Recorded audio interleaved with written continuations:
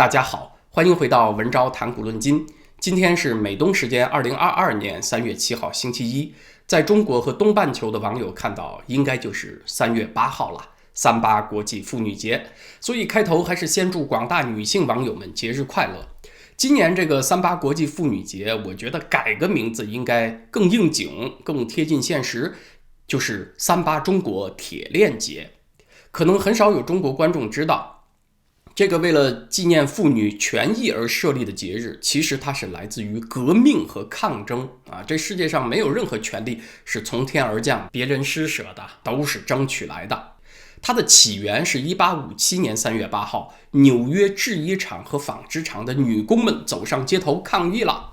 抗议低时薪和恶劣的工作条件。其后连续几年，每年的这一天，在纽约都有同样的游行，这是38节的最早起源。在美国这边，最大规模的38游行是发生在1908年，有多达15000名妇女走上街头。至于说把3月8号这一天设立成为一个节日，其实是来自于共产主义者的倡议。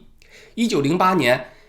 欧美各国共产党那个工人政党所集合而成的第二国际，在丹麦哥本哈根召开了首次妇女大会。来自于德国的共产主义者克拉拉蔡特金提议把3月8号这天设立成为国际妇女节。所以在1975年联合国承认这个节日之前，大多数都是社会主义国家在过这个节呢。那在这个节日设立之初它是有很强的革命鼓动性的。最效果显著的一次就是发生在1917年，就发生在俄罗斯。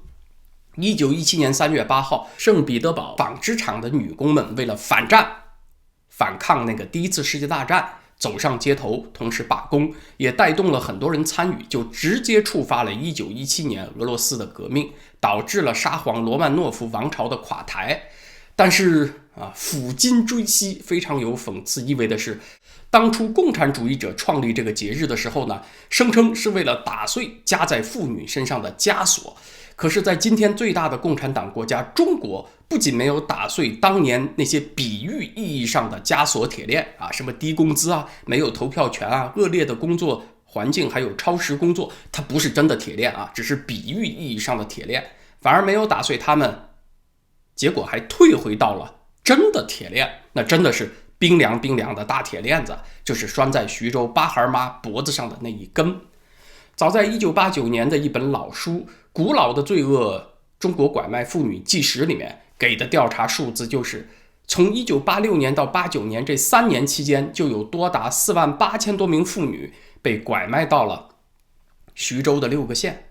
从1989年到现在，你看又过去了30几年吧。那么在徐州这些被卖来的、已经死去的和不断被卖来的妇女累计，请问有多少呢？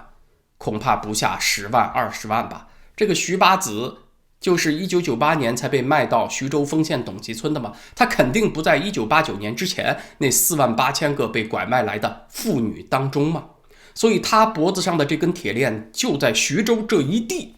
不知道还有几十万条，在全中国又不知道还有几百万甚至上千万条。而在这样的国家呢，还在纪念38国际妇女节有些人还认认真真过这个节你不觉得很讽刺很搞笑吗？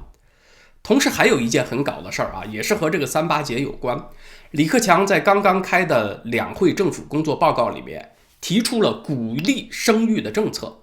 完善配套措施，鼓励3孩。那我不知道在中国的网友，你看到这条消息是啥感觉我觉得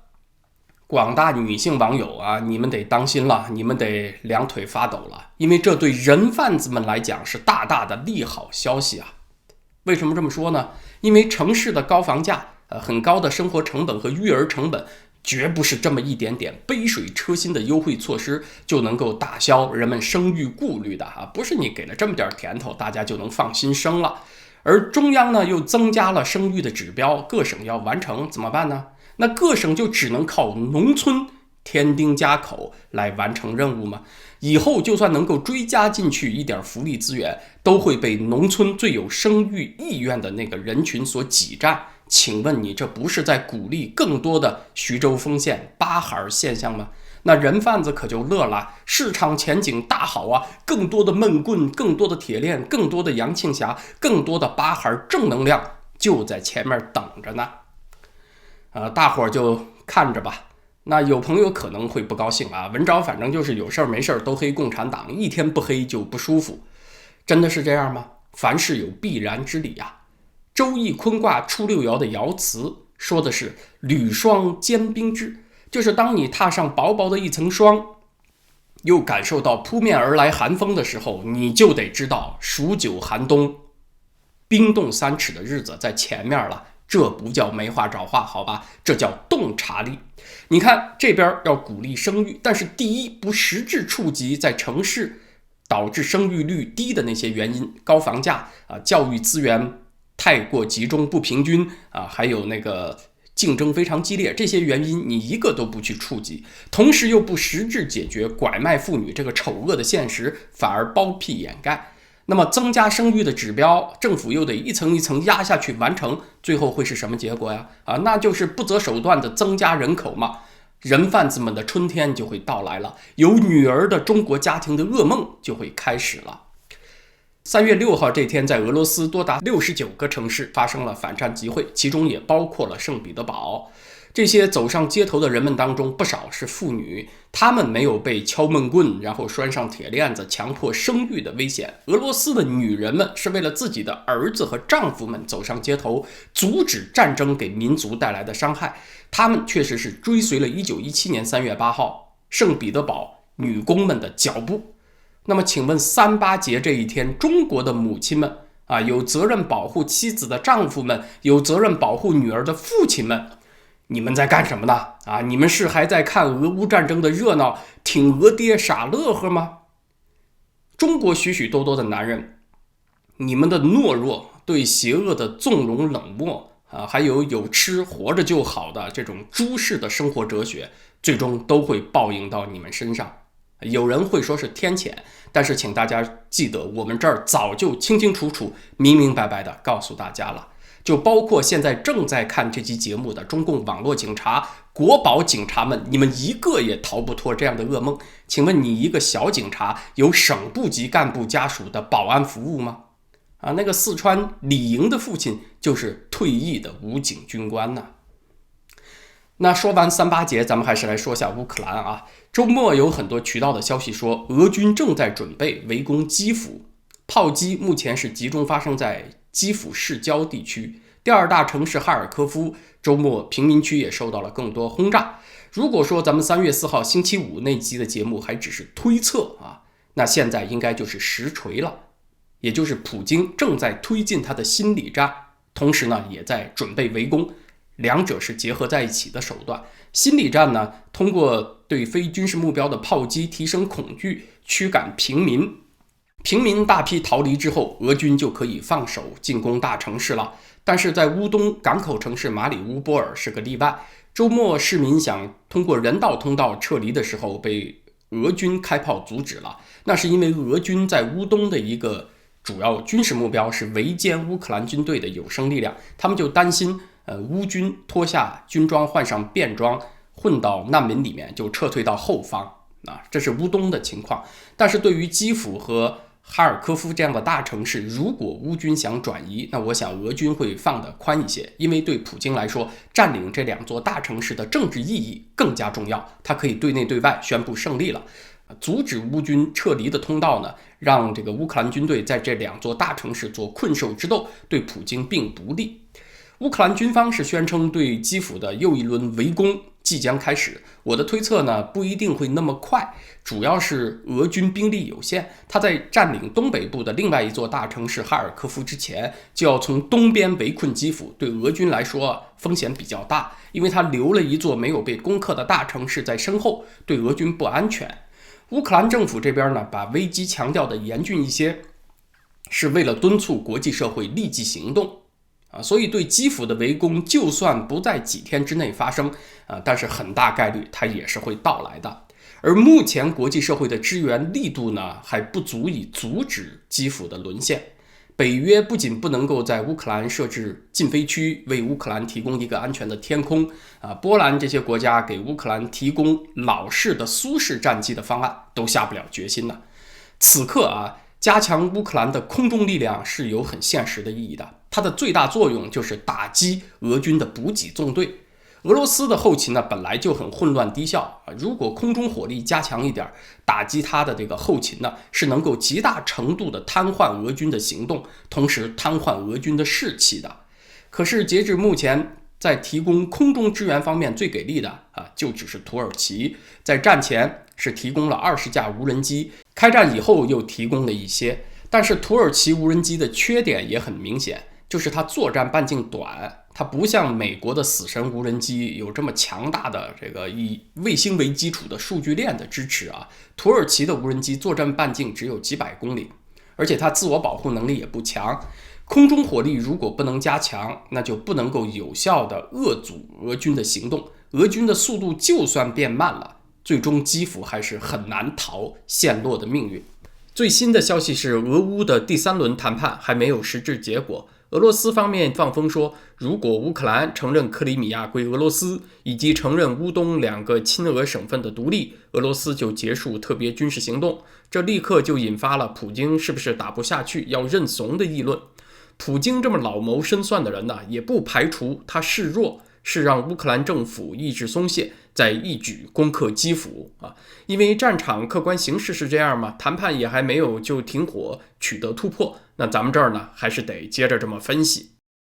所以这个时刻我们看，特别是经过上一个周末，就是暴露出西方政府和拜登政府的软弱，他们如果想要快速挫败普京的话，就得保持基辅的不陷落。基辅只要还在，那也就标志着乌克兰挺立不倒，普京也就没有办法宣布胜利，俄罗斯国内的反战力量也才能够受到鼓励，俄军的厌战挫败感也才能够快速滋长。可是你看这个时候西方政府什么态度？他还是很担心和北极熊发生直接冲突这个确实是怂了一点。要知道在朝鲜战争期间那苏联的力量比起美国还是弱很多的，苏军也没有正式参战，但是呢斯大林还是命令苏联空军秘密参战了那个时候北极熊都还没有核武器呢，他也敢组成第64航空联队秘密帮助金日成。而现在北约力量如此强大，俄罗斯力量如此弱小，北约反而没这个胆儿坐视基辅陷落，是这么个态度，实在是令人感叹人怂没得救你有力量却没有决心使用，和你没有力量就是一样的。这种情况如果再持续几个月，会让中共看到西方实际的行动意愿也就那么一点儿，那么台湾确实会有危险的。台湾真正的风险会在几个月之内逐渐显现。那现在西方政府讨论的是什么呢？是要让乌克兰政府迁到乌西，在乌克兰与波兰边界的利沃夫附近去建一个陪都甚至考虑让乌克兰政府迁往波兰，成为流亡政府。如果乌克兰政府迁往陪都的话，那么战争必然会长期化，几个月就结束不了了，就得以年计了。如果几个月之内普京没有办法占领基辅，那就会是他失败的标志，他国内国外在全世界都掩盖不了。可是基辅一旦陷落中俄的小粉红们就可以弹冠相庆，沉溺在胜利的喜悦当中，他们心理上是可以维持更长的时间。乌克兰政府如果西迁陪都的话，在军事上的意义就是他在向自己的后勤补给线退却，他的补给线在缩短，而俄军的补给线在不断的拉长。俄军身后广大的土地，他们又没有足够的兵力来控制，那么战争就会走向僵持。乌克兰的广大乡村和中小城市，俄军肯定是没办法控制的。除了乌东2个俄罗斯族人口比例比较高的省份之外俄军在其他乌克兰的地区也没有可信的代理人，他只能是控制大城市和交通线，就比较难向西挺进。乌克兰这边呢，也暂时没有力量反攻，僵局就会形成。那我觉得这可能反而是西方政府的某些人希望达成的目标，他们是希望战争长期化，把俄罗斯更长时间拖在这儿被损耗。我这儿可能有的朋友也是这个愿望，就耗死他个北极熊但其实我还不是这么想的。我的愿望是通过快速挫败普京，让俄国有机会走向开明化和民主化，而不是锁俄、困俄、弱俄。走向民主和开明的俄罗斯会让世界上剩下的独裁者，那些集权政权更加的不安，但是一个虚弱但有强大核武器的俄罗斯对世界更有威胁。大家看看朝鲜那个姓金的小胖子什么表现，就应该明白我的意思了。在权谋之外我们还讲善恶。我一直有这样一个信念，就是战争已经是最大的恶了。那么战争一旦开打，最大的善是什么呢？就是快速结束它，减少人们的血泪。只要有这方面的希望，就不要把它长期化，就不要犹豫不决，就得果断行动。目前在这方面态度最端正的是英国政府，但是没有美国和北约的配合，英国政府隔着大半个欧洲，他要直接卷入战争也对他确实太为难。所以在这个危机当中，世界头号强国美国的态度就很关键。拜登的领导力确实让人不敢恭维。如果不能在几个月之内消弭战火，我预计会有非常严重的经济后果，美国自己也会受害。这就和拜登那个大撒币政策有关了。在过去这个周末3月6号这天咱们会员网站的作者谭金女士专门介绍了这个大撒币政策。大撒币是个混名，它的大名呢叫做现代货币经济学。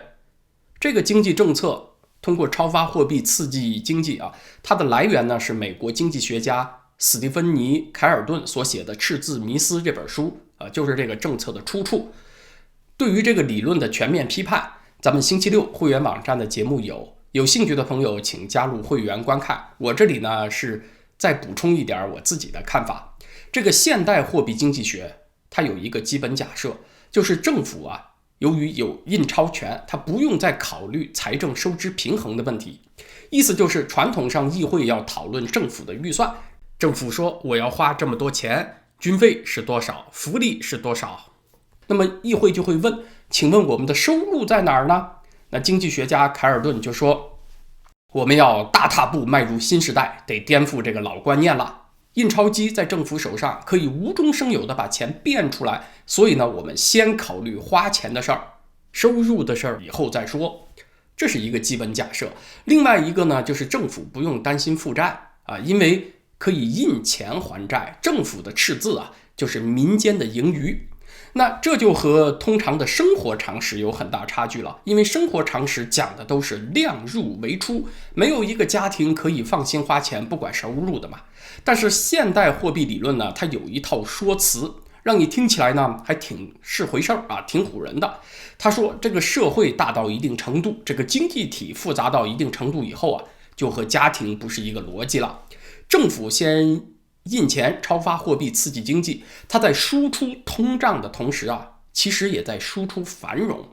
在全球化背景之下，这个效应更加明显为什么呢？因为一种货币它背后所代表的是这个国家的信用。你像美元很有信用，全世界人民都喜欢绿油油的美钞喜欢卢布的人很少，所以人们为了取得美元、储存美元，就要开足马力的生产，扩大交易的规模。所以美元注入全世界，它不就是把全世界的产能和交易的欲望给激发出来了吗？所以在输出通胀的同时，也在输出繁荣是这么个意思。所以这种理论呢，它有一个更基础的判断，就是只要社会上还有没被利用的产能，通货膨胀就不可怕，就放心印钞吧。闲置的生产资源和失业人口都是现代货币经济学所说的没有利用的产能。拜登一听这个理论就爽歪歪了，这个理论正合我意我也挺想撒币的，因为撒币嘛就能够得到这个社会下层很多人的欢心和支持，我喜欢拿来就用。那我不知道这个理论是不是朋友听出了什么毛病，就是它当中有一个很大的危险，就是货币要瞄准的那个锚或者发行货币的那个对标物它给改了。当然现代纸币已经不用再和黄金挂钩了，但是传统的货币理论认为，你发行多少货币应该以流通当中存在的商品和服务的总量为对标物，得瞄准这个东西。如果钱的数量超过了现存当中的商品和劳务的总价值，那么超出的幅度也不能太多超出个2%到3%，叫做温和有益的通胀。对刺激经济确实有利，但是超出多了，达到恶性通胀就不行了。但是大撒币理论，它发行货币的对标物并不是实际的产品和服务哦，是什么呢？是产能啊！你看产能这玩意儿就太虚了，因为产能完全有可能是泡沫，是被你胡吹一顿给吹胀起来的。什么新能源、有机农业，社会上并没有那么大的需求嘛。你央行大撒币又怎么样呢？你撒了币，人们也不会拿更多的钱去买不需要的产品，那么巨量的钱就会涌入那些实际上有需要但是数量有限的产品市场，那当然物价就会飞涨嘛。同时，这种以产能为锚来发行货币的理论还有一个很大的漏洞，就是它对全球化的这种波动的风险估计不足。他们以为靠产业链把全球联系在一起，美元在世界流通啊，这个转起来了，这个美元印钞机在全世界很欢快的输出繁荣，爱与和平就降临了啊。左派的通病呢，就都是幼稚、玫瑰梦和乌托邦。所以你看，俄乌战争就是打脸时刻的到来，因为俄罗斯受到孤立，那么很快对全球市场就会产生波动。虽然俄罗斯在全球贸易总量当中占的比例很小，去年只有 3%， 但是它在能源市场有相当的份额。2021年，它的原油出口占全球原油出口份额的 11.3%， 天然气占了 16% 更多。那么制裁它呢，会立刻造成能源价格的波动，就会影响到全球经济信心。除了这个能源价格之外啊，还有对战争持续时间变长的担心，还有中国会不会因为挺俄和西方进一步脱钩的担心呢？只要一担心啊，这个经济信心掉下来，投资和生产活动就都会放缓了。那有产能我也可能不用啊，我要保持在一个赚钱少但是能够避免风险的水平，我观望1-2年呢，我很可能就是这样一种选择了，就不让我的设备工人连轴转，产能满负荷了，那更加不会增加贷款来扩大产能。所以这个现代货币经济理论所说的只要有没被利用的产能，通货膨胀就不是问题，你看它就不成立了，因为马上这个流通当中的货币就显得多余了，通货膨胀的弊端就显现出来了嘛。我不知道我这个意思有没有表达完整清晰啊？我这里要所说的意思呢，就是拜登如果真的有意让俄乌战争长期化，他反而自己会戳破通胀的泡泡，也会危害美国自己。所以不管是从维持全球稳定繁荣的角度看，还是减少俄乌战争当中俄罗斯和乌克兰两个民族苦难的角度看，还是壮大民主自由遏制集权的角度看，于情于理于哪个方面都应该果断行动，阻止普京。至于这个核战威胁那个从苏联到俄国就没少过，从赫鲁晓夫时代开始，苏俄领导人就没少用过，但是也没有哪一次他真的敢用核弹。肯尼迪总统和里根总统都能扛得过来，那现在的领导人他怎么就不行了呢？所以西方现在最缺的是洞察力和坚定意志兼具的领导人。那么好，今天这个时事话题咱们就聊到这儿，谢谢大家。明天我需要准备咱们另外一个频道文昭思绪飞扬的内容，那在这个频道呢，咱们就是星期三再见了。